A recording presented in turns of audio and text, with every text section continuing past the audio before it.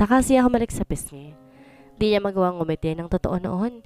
Hindi kasi biro ang naranasan niyang anxiety. Halos mawala na siya sa katinoan kakaisip sa kaligtasan ni Clyde. Tapos malalaman niya isa lang pala yung palabas.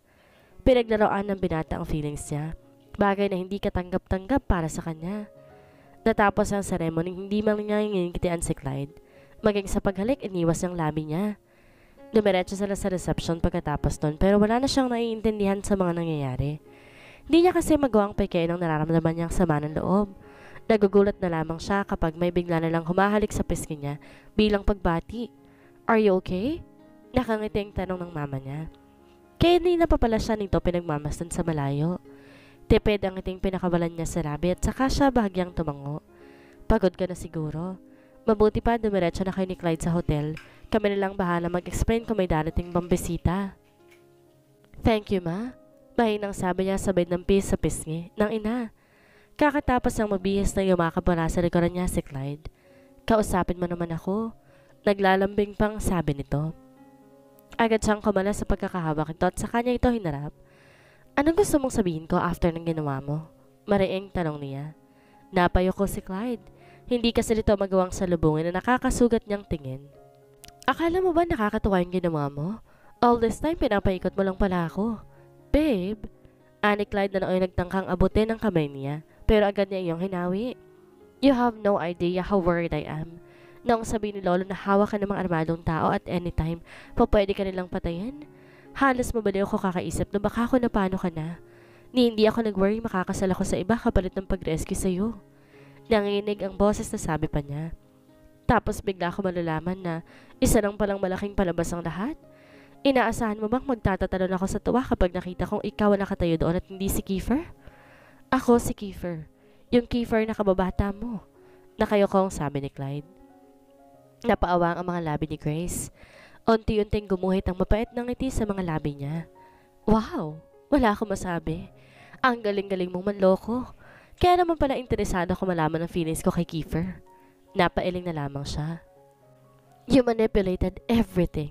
Sinadya ko rin ang loob ko para ipamukha sa akin na ikaw yung lalaking tinanggihan ko. Tama? No, it was not my intention. Gusto ko lang namang matuloy ang kasal natin. Kaya nakipagsabatan ka pa kay Lolo. Maraing sabi ni Grace. Maliban kay Lolo, sino pa ba mga kasabat mo? Alam din ba nila manang ang lahat ng to? Alanganing napatango si Clyde. Maraing napahaplos sa buhok si Grace at saka tumango-tango. So, pinagkaisahan niyo pala ako. Balangkong mukhang sabi niya. Grace, hindi ganon. Then anong tawag mo sa ginawa mo? Umpisa pa lang kilala mo na ako, di ba? No! Alam ko ikaw ang pakakasalan ko pero gaya mo. Wala rin akong ideya sa itsura mo ngayon. Hindi ko alam nung umpisa na sinikat ikaw ay iisa. Pero bago ko pa malaman na ikaw, si Grace, magandang loob ko sa'yo. Pinaamin pa nga ako ni Manang noon sa feelings ko para sa'yo eh. Pero bakit hindi mo sinabi sa akin na ikaw pala si Kiefer iisa? Bakit mo ako pinasakay sa mga kalokohan mo? Dahil gusto kong mahalin mo muna ako kaya ginalingan mo ang pagpapanggap para mahulog ako sa'yo? Babe naman, totoong lahat ng pinakita ko sa'yo. Really? Sa tingin mo maniniwala pa ako sa'yo? Pagkatapos mong torturein ang utak ko? Akala mo ba maganda yung ginawa mo? Muling nangilid ang luha sa mata ng dalaga. Halos mamatay ako kakaisip sa'yo. Todo-todo ang dasal ko na sana wag ka nilang sasaktan. Hindi mo alam kung ganong kabog ng dibdib ko tuwing iniisip ko na baka pahihirapan ka nila roon. Halos magsara na mata ko sa pag-iyak. Tapos bigla kang susulpot at sasabihin mong, surprise! Sa tingin mo ba ganon-ganon na lamang yon? Clyde, hindi birong pinagdaanan ng mga taong nadudukot. Ganon din ang mga pamilya nila. It feels like hell thinking kung magkikita-kita pa ba ulit sila. Hindi tamang gawin na guys, gawin mo lang yung isang plot. Sa kung anong palang gawin mo para ganon lang yun kadali. I thought you knew better, but you disappointed me. Nangilid ang luhang sabi pa niya. Malamlam ang mga mata na tumingin sa kanya si Clyde. I am sorry, babe. Sorry? Is that all? Naupo si Clyde sa gilid ng kama at saka nito inabot ang kamay. Niya, tinangkapan niyang batakin pero mahigpit ang pagkakahawak ni Clyde sa kanya. Ano bang kailangan kong gawin para mapatawad mo ko? Iwan mo na muna ako. Gusto kong mapag-isa. Babe, ani Clyde na nooy tinangkang yumakap sa kanya. Pero buong pwersa niya itong itinulak papalayo at saka siya tumakbo. At nagkulong sa banyo. Nabalot ng katahimikan na dapat sanang masayang okasyon. Malalim na ang gabi nang katukin siya sa banyo ni Clyde. Babe, okay lang ba ikaw dyan? Tanong ni Cedric mula sa labas ng banyo. Nakasalampak siya nun sa sahig. Umiiyak na nakasandal sa pintuan. Babe, sorry na. Hindi ko intensyong paglaruan ng damdamin mo. Hindi totoo yung iniisip mo. Wala akong balak gumanti sa'yo. Gusto ko lang na mahalin mo rin ako. Babe, mahal na mahal kita.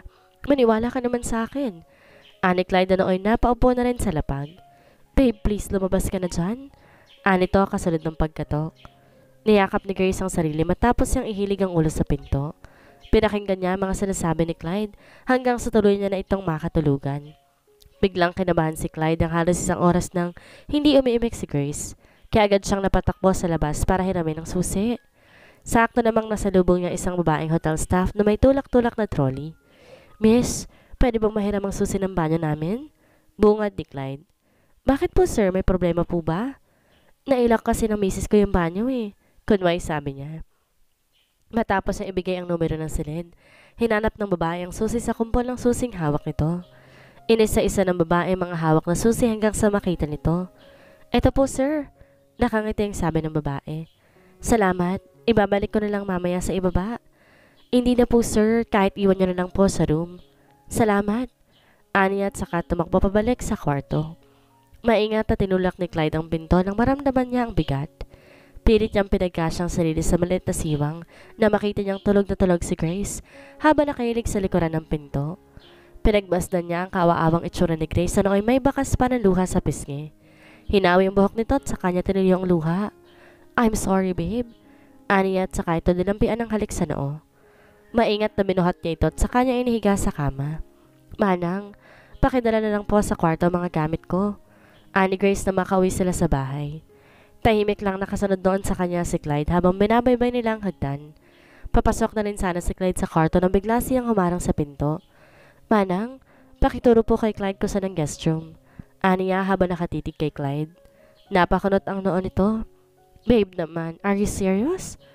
Bakit mukha ba ako nagbibiro? Ani at saka nito nilakayan ng mga mata. Napahagat sa labi si Clyde at tila nang gigigil kaya't napangiti ang kasambahay na nooy nakatingin lang sa kanila. Sir, sunod na lang po kayo sa akin. Anito na nooy mabilis ibinaba sa loob ang gamit ni Grace. Habang sumusunod siya sa kasambahay, nasa lubong niyang lolo ni Grace. Anong balita? Ayos na ba kayo mag-asawa? Tanong nito. Malungkot na umiling si Clyde, kaya napailing na rin ang matanda. Halika, magkape muna tayo sa garden at pag-usapan natin yan. Anito sabay akbay sa kanya. Ikaw na sanang bahalang magpasensya sa apo ko. Alam mo namang may katigasan ng ulo ng isang yan. Anang matanda habang naglalakad sila. Ayos lang po yung lolo. Naintindihan ko naman po ang galit niya. Mukhang sumobra nga po tayo ron. Napangiti ang matanda, sabay tapik sa balikat niya. Hayaan mo apo, aayusin ko ang gulong ginawa ko. Nangingiting tinama ni Clyde ang kamay nitong nakapatong sa balikat niya. Salamat po lolo. Matapos silang mag-usap ang lolo ni Grace, sinubukan niyang katukin si Grace. Babe, nagugutom na ako. Di mo man lang ba ako pakakainin? Parang batang ungot niya. Pumunta ka sa kusina, maraming pagkain doon. Sagot ni Grace mula sa loob ng kwarto. Pero babe, hindi ako sanay dito. Nahihiya ako. Di umuwi ka sa inyo? Sigaw nito. Napatiimbagang si Clyde. Medyo gutom siya noon kaya numinipis na rin ang pasensya niya. Madilim ang mukhang bumaba siya ng hagdan. O, saan ka pupunta? Tanong ng lolo ni Grace sa madaanan niya sa sala. Magpapalamig muna ako sa amin, lolo. Mukhang mainit pa po ang ulo ng apo ninyo. Mabuti pa nga. Hayaan mo't kakausapin ko. Walang kamalay-malay noon si Grace na umalis na si Clyde. Nabulaga na lang siya nang buksan niya ang pinto. Sisilipin niya lang sana noon si Clyde pero seryoso ang mukha ng lolo niya ang sumalubong sa kanya. Grace, ano ba yung pinagagawa mo? Bakit mo tinitikas ng ganyan ang asawa mo? Agad nabungan nito. Nagmamakto na naglakad si Grace papasok sa loob at saka siya naupo sa kama. Ano na naman po bang sinumbong niya sa inyo? Hindi po rikat mabait sa iyong tao, aabusuhin mo na. Anang matanda na oy sumunod pa sa kanya. Napakunot ang noon niya. Lo, siya po ang may kasalanan sa akin. Bakit parang ako pang masama? Maaring mali siya na hindi niya agad nasabi sa'yo yung totoo. Pero may basbas namin lahat ng yon. What? Pumayag kayong lahat na paikutin niya ako ng ganon? Napailing ang lolo niya. Hindi kanya pinaikot. Lalong hindi kanya pinaglaruan. Sinamantala niya lang ang pagkakataon para mapamahal ka sa kanya. Remember? Ikaw ang kusang dinala ng mga paa mo sa kanya. Nando na po ako, lolo. Pero hindi ko po maintindihan bakit kailangan niya pang mawala ng ilang araw at magpanggap na nadukot siya. Natawa ang matanda. Sa bagay na yan, ako ang sisihin mo. Walang kinalaman si Clyde doon. Ako ang nagplano sa lahat ng yon. Ako ang nagpakuha sa kanya at ilang araw ko siyang ikinulong kasama ng mga kaibigan niya sa isang safe house. Gaya mo, nag-aalala din siya na sobra para sa'yo. Gusto ko kasing malaman kung totoo bang mahal ninyong isa't isa. Narealize ko kasi nito mga nakarang araw, maling ipilit kita sa lalaki hindi mo naman gusto o wala namang gusto sa'yo. Nag-alala kung baka mapikot ka ni Clyde kaya ako na mismong sumubok sa pagmamahal ninyo sa isa't isa. Walang alam si Clyde sa plano ko. Nagulat na lang din siya nang dalhin sa rito ng mga tao ko. Napaawang ang mga labi ni Grace. Grabe ka, lolo. Inaway ko pang asawa ko ng dahil doon. Nangingiti ang inakbayan siya ng lolo niya. Ikaw ang nagkamali this time, kaya ikaw ang manuyo sa kanya. Po? O bakit? Anong masama doon? Kailangan ba lalaki lang ang manuyo sa babae? Kung ikaw ang mali, natural na ikaw ang manuyo. Ikaw po ang nagkamali dito. Pinagtripan niyo kaming dalawa ng asawa ko. Natawa ang matanda. Aminado naman ako roon. Pasensya na ako, nakailam na naman ng lolo. Pangako yun ang huling panghihimasukan ko ang buhay ninyong mag-asawa. Hindi alam ni Grace kung anong mukhang ihaharap niya kay Clyde. Matapos lahat ng ginawa niya kaya tinayaan niya muna itong mapag-isa. Hihintay niya na lamang itong babalik sa kanya. Ilang araw matuling lumipas pero hindi pa rin bumabalik si Clyde. Kaya nagpa siya si Grace sa sundan na ito. Ay manang, si Ma'am Grace po dumating. Sigaw ni Mary nang mabungaran siya sa pinto. Walang pagsidan ng tuwa nito na makita siya. Agad namang napalabas mula sa kusina si Manang. Naku, mabuti naman at umuwi ka na. Nakangiting sabi ng matanda. Si Clyde po, nandun. Nagmumukmuk sa kwarto niya. Mula nang umuwi yan dito, wala nang inatupag, kundi uminom. Napatingin siya sa itaas. Mabuti pa akitin mo na. Hindi pa rin naman nag-aalmusal ng isang yan. Malaki ang hakbang na usal sa kanya ni Grace. Excited niyang binuksan ng pinto pero biglang natigilan nang tumambad sa kanya nagkalat na lata ng beer. Napasilap sila kay Clyde na nooy nakahilata sa sofa habang nakakalat sa sahig ang isang kamay. Ibinaba niya ang shoulder bag niya at saka niya pinulot ang isa nagkalat na mga lata. Pagkatapos sinunod niya na nagipitin ang nakakalat na damit sa kama. At nang matapos siya maglinis ay muli siyang bumaling kay Clyde. Naupo siya sa sahig kapantay nito at saka niya hinawi ang buhok nito. Bahagyang kumilos si Clyde paharap sa kanya. Saka ito unti-unti na nagmulat ng mga mata. Babe, sambit nito. Nagtaas ng kilay si Grace. Anong kalokohan yung pinagagagawa mo? Agad na upo si Clyde at sinunggaban siya ng yakap. I miss you. Bulong ni Clyde habang nakayakap na mahigpit. Nakakainis ka, bakit di ka na bumalik? Anya na nooy napatayo na. Inabot ni Clyde ang isang kamay niya at saka siya nito hinila pa upo sa kandungan nito. Pagkatapos inihiga nito ang mukha sa balikat niya. Inintay ko pa kasing humupa ang galit mo. Nakatulis ang ngusong sabi nito. Bakit di mo sinabi na si Lolo palang may pakana ng pagdukot sa'yo? Bakit pa hindi mo naman ako pinakikinggan? Nagtatampong sabi nito. Diyan ka magaling sa pagpapakit na ganyan. Ani Grace anoy humarap kay Clyde sa kanya ito pinagkukurot sa tagiliran. Natatawang tumayo si Clyde at saka siya nito binuhat papasok sa banyo. Iniupo siya nito sa pasimano habang nag-aayos ng sarili. Di maiwasang kaligyan ni Grace habang pinagmamasa ng asawa sa salamin. Biglang tumigil sa pagsisipilyo si Clyde. May bula-bala pa ang gilid ng bibig nito nang lumapit sa kanya. Bakit ang sama mo makatingin ha? Natatawang sabi nito habang nilalapit ang mukha sa kanya. Todo ang iwas niya noon pero talagang sinadya ni Clyde ay dikit sa pisngi niya ang bula. Napakagat sa labi si Grace at tila nagbabanta pero hindi naman natinag si Clyde ay sinaklit na ang kamay sa likuran niya tsaka siya nito siniil ng halik sa labi. Unti-unti siya napayakap kay Clyde habang tinutugon ang sabik at mainit itong halik. I love you. Ani Clyde ang itukod ng noo sa noo niya. Napangiti siya. Bahagya niyang hinapos ang pisngi nito at saka ito dinampian ng halik sa labi. I love you too. Sagot niya. Nangingiting kiniskis ni Clyde ang ilong sa ilong niya. Bakit ang tagal mong sumunod? Parang batang sumibi pa ito. Natawa naman si Grace. Sa susunod kasing aalis ka, siguraduhin mong babalik ka kaagad. Naniningkit ang mga matang ni Leonie Clyde ang mukha sa kanya. Sino naman na may sabi na may susunod pa? Uy, anong gagawin mo sa akin ha? Natatawang tanong niya. Sa tingin mo ba makakalabas ka pa ng silid na to? Ani Clyde na inihiga siya sa kama. Sa dami ng utang mo sa akin, kulang pang magdamag na pagsingil ko sa'yo. Ani Clyde na noong nagsaklob ng kumot kasama niya, pero agad din niyang tinanggal ang kumot. Uy Clyde, tumigil ka ha? Ang aga-aga kung ano yung nasa isip mo. Natatawang dumagan sa kanya si Clyde at saka siya nito pinaniguan ng halik. Namimiss ko na si Miguel, kaya't gagawa na lang ako ng atin, ani Clyde at saka muling nagsaklob ng kumot. Walang nagawa pa si Grace kundi magpaubaya na lang sa asawa. Maraming oras at araw na rin naman ang sayang nila, kaya naman isinulit na nila ang araw na yon. Babe, ang tagal mo naman. Maabutan na tayo ng traffic yan eh. Sigaw ni Clyde mula sa ibaba. Mag-iisang oras na kasi siya naghihintay kay Grace. Di naman to naglalagay ng kung ano-anong kolorete sa mukha. Sadyang mabagal lang ito kung kumilos. Madilim-dilim pa lang ng gisingan nito para makabiyahe sila sa Bataan. Pero inabutan na rin sila ng pagsikat ng araw sa kabagalan nito. Grabe ka naman makapagmadali, hindi pa ako nagsusuklay. Nakatulis ang usong sabi nito. Nangingiting kinawit niya mga kamay sa bebang niya. Sa asawa at sa kanya ito hinigpit, papalapit. Di mo naman kailangan magpaganda sa akin dahil baliw na ako sa'yo. Aniya sabay ng pinanghalik sa labi ng asawa. Asus, mga tirada mo talaga eh, no? Anito sabay tulak sa mukha niya. Napalabi si Clyde.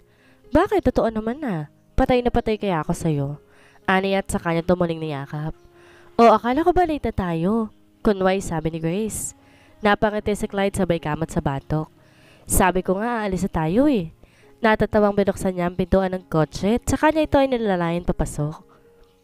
Masaya at pakanta-kanta pang dalawa habang bumiyahe pabalik sa vacation house ni Luis. Parts, grabe ka, ang dami mong pasabog. Kinasal ka na pala, hindi mo anang ko naalala? Agad na bungad ni Luis. Kasalukuyan din kasi ito nagbabakasyon noon. Baka naman pwede mo na ako ipakilala kay Mrs. Anito sabay tingin kay Grace. Pero hindi pa man ito na ipapakilala ni Clyde, nagpatiuna na itong magpakilala ng sarili. Hi, I'm Luis. Medyo hindi lang halata, pero best friend kami niyan. Anito sabay nguso kay Clyde. Nagkatinginan sila ni Clyde at sabay natawa. Hi, I'm Grace. Nice meeting you. Nakangiting sabi niya. Iaabot niya sanang kamay kay Luis pero agad humarang si Clyde. Nakangisi pa ito talas na wala na mga mata habang nakikipagkamay kay Luis. Napatulis naman noon ang nguso ni Luis sa tila nagpipigil lamang kay Clyde. Saan ang room namin? Tanong ni Clyde nang bumitaw kay Luis. Pagkatapos inabot na nito ang mga bag. Doon lang sa dati para naman makabawi ako. Nakangiting sabi nito. Napataas ang isang kilay ni Clyde. Binitawan ng hawak niyang bag at sa kanya hinila papalayo si Luis. Ano na naman ang paandar mo? Baka sumabit na naman ako dyan ha? Pigil ang boses na sabi niya. Natatawang tinapik ni Luis ang balikat niya. Babawi nga, di ba? Anito at sa kanya hinalikan. Nilakihan ng mga mata. This way, ma'am? Nakangising sabi ni Luis na nooy inunahan na si Clyde papaakyat.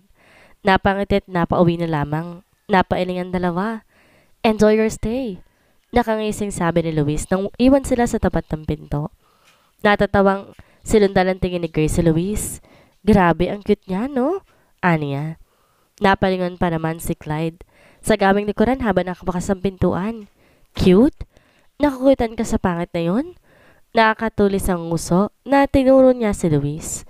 Napangiti na lang si Grace sabay na napailing. Nang bumukas ang pinto, kapwa napaawang ang labi ng dalawa. Nagkatinginan sila at sabay na natawa. Congratulations, sir at ma'am, sigaw ni Luis mula sa ibaba. Nakaantabay na pala ito sa pagbubukas nila ng pinto. Kapwa napailing ang dalawa. Di nila mapigilang matawa dahil wala namang nabago sa ayos ng kwarto. Nandun nila noon sa ayos ito ngayon. May nakakarat na palang petal sa kama. Towel na inihugay sa swan at mga letra sa dingding na bumuo ng I love you. Para nag-flashback lang sa panay nila ang nakaraan. Ang kulit pala ng best friend mo. Natatawang sabi ni Grace habang nilapag ang gamit sa kama. Lokong Luis yun. Kala ko pa naman kung anong bawi ang sinasabi. Inulit niya lang din pala. Napahiya kasi siya last time nung sinet up niya yung room para sa atin, pero pinagalitan ko siya. Actually, para sa talaga ang lahat ng yon. Alam ko. Pigil lang iting sabi ni Grace. Namilog ang mga mata ni Clyde. Ganun na ba ako ka-obvious dati? Nangingiting tanong niya. Slight? Anito sabay-say niya sa daliri. Natatawang inihagis si Clyde ang susi sa lapag, tsaka siya kinabig ng asawa. Ano, game na? Bulong niya. Isang pinong kurot ang pinakawalan ni Grace sa tagiliran niya, pero hindi niya iyon ininda. Sa halip, kinulong niya sa mga palad niyang mukha nito at saka siya nito siniil ng halik sa labi. Sinipa niya muna pasara ang pinto. At unti-unting lumapit hanggang tuloy niya nang maiga sa kamang asawa. Doon nila namalayan pinadama ang pagmamahal sa isa't isa. Pagmamahal na hindi nila akalang tinadhana pero kusa silang binalik sa isa't isa. Maraming klase ang tadhana. Tadhana sa kaibigan, tadhana sa minamahal, at higit sa lahat ang pinakamagandang tadhana, ang tadhanang inaasam. Di porket sinabing tadhana, permanente na. May tadhana maging kayo, pero tadhana rin magkahiwalay sa tagal ng panahon. Maaring tadhana niyong maging kayo pero sa huli, tadhana niyong maging magkaibigan na lamang kayo. May tadhana rin hanggang doon na lamang kayo. May tadhana rin maging kayo, tapos magkakahiwalay pala kayo. Pero tuturuan ka ng tadhanang maging wais at malakas sa sunod. Kaya kapag umalis ang isang tao sa buhay mo, hayaan mo sila. May kasabihan tayong masamang makipaglaro o magbiro ang tadhana. Pero tandaan mo, may tadhana ring mabuti sa'yo. Hirap sa atin na lagi nakakita natin yung masama. Kasi nga hindi ka naman mag-iinarte kung masaya ka, di ba? Minsan lang maglaro ang tadhana. Pero alam mo ang salitang laro, pagiging sports lang, di ba? Alam mo naman sigurong ibig sabihin ng pagiging sports sa isang bagay. May nananalo, may natatalo. Tanggapin mo lang. Ang tadhana hindi nakatali sa isang bagay o tao lamang. Kaya nga tadhana, di ba? Yan ang salitang mapagkakatiwalaan mo. At hindi porket iniwan ka, ng taong yun masama na sila. Ibig sabihin lang nun sila'y tapos ng maging parte ng buhay mo. Sa relasyon talaga, once mahal niyo isa't isa, magkakaroon kayo ng respeto sa bawat isa. Marunong makaramdam sa partner mo. Kung galit ba sa'yo or nagtatampo, susuyuin mo. Hindi yung dadaan ng araw, linggo, buwan, na hindi kayo naging okay hanggang sa umabot ng hiwalayan. Mas masarap sa feeling talaga na mahal ka ng lalaki kasi nag-e-effort talaga siya para sa'yo. Priority ka sa lahat ng bagay. Concern lagi sa feelings mo. Pinaparamdam sa'yong mahal ka talaga, na ikaw lang, sapat na. Kiefer Clyde, mapagmahal na asawa.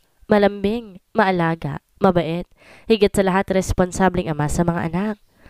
Makalipas sa maraming taon, madami man kaming pinagdaanan. Bilang mag-asawa, wala nagbago sa pagmamahal namin sa isa't isa. Sa ngayon, masayang-masaya kami sa piling ng isa't isa kasama ng mga anak naming lalaki. Ang panganay namin kasunod ang kambal namin sa 2 babae. Sana kung ano man ang pagsubok na dumating, malampasan nila iyon ng sama-sama, malayo sa anumang kapamakan at kalusugan ng pamilya. Dito na po nagtatapos ang kwentong Runaway Fiancé. Sana po'y muli niyong subaybayan ang susunod pang kwento. Ingat po kayong lahat at maraming salamat.